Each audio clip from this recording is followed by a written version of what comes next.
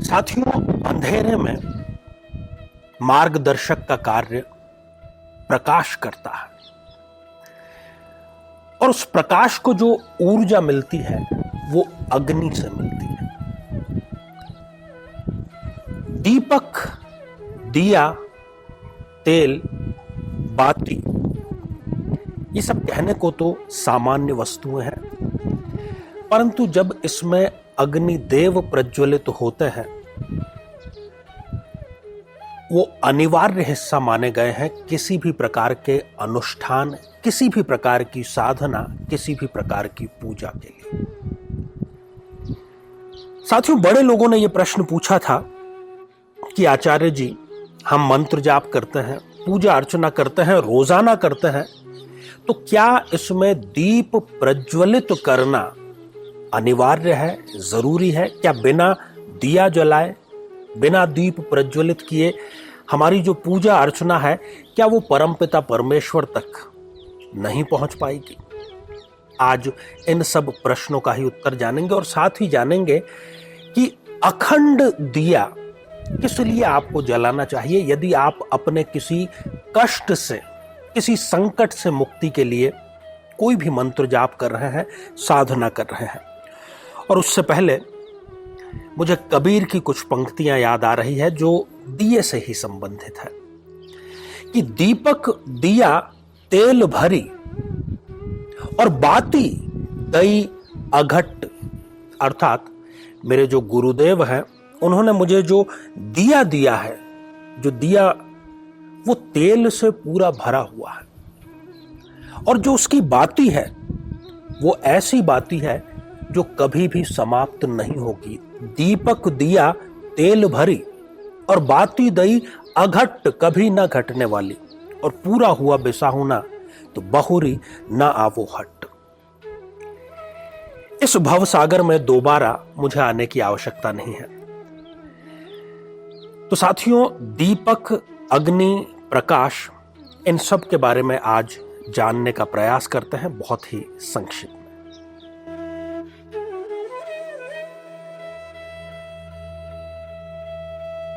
मेरे बहुत ही प्रिय और बेहद सम्मानित साथियों, हृदय की असीम गहराइयों से अभिनंदन, बहुत बहुत हार्दिक स्वागत।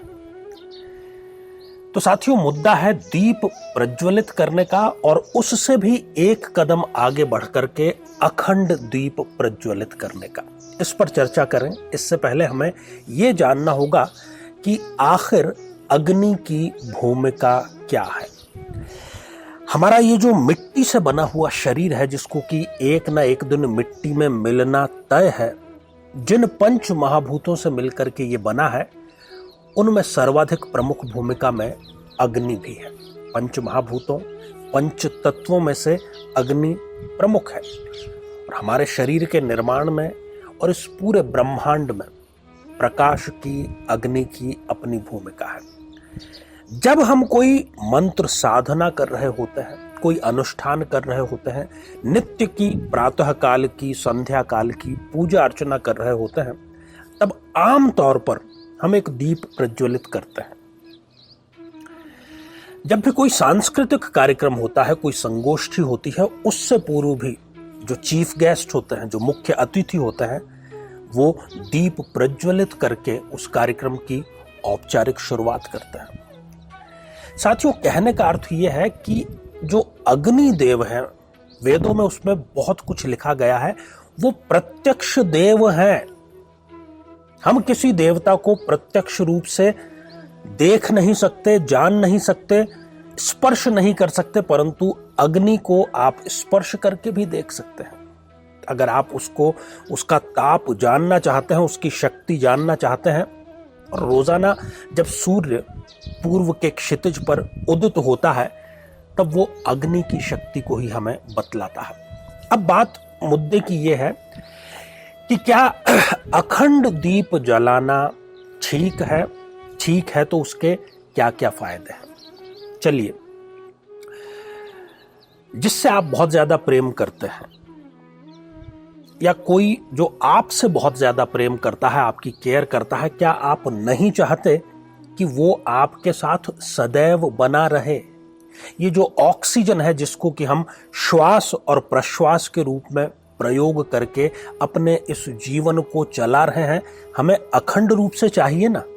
ऐसा तो नहीं कि सुबह 1 घंटे के लिए हमें ऑक्सीजन चाहिए, केवल उससे हमारा दिन भर गुजारा हो जाएगा, बिल्कुल नहीं।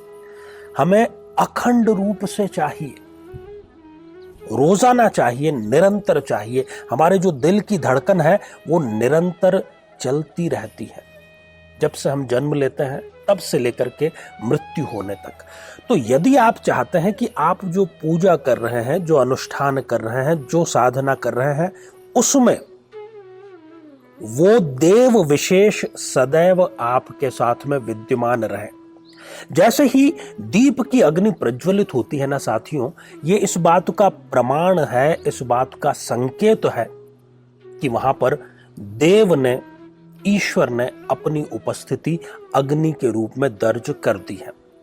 हम नवरात्र में देखते हैं कि हम 9 दिनों तक अखंड दीप प्रज्वलित करते हैं।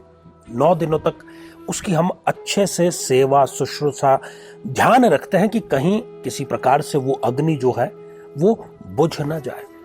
जब कभी भी हम रामायण का अखंड पाठ करते हैं, वहां पर भी निरंतर 24 घंटे पूरे दिन, जब तक रामायण का पाठ पूर्णाहुति को प्राप्त नहीं हो जाता, अग्नि निरंतर रूप से प्रज्वलित होती रहती है।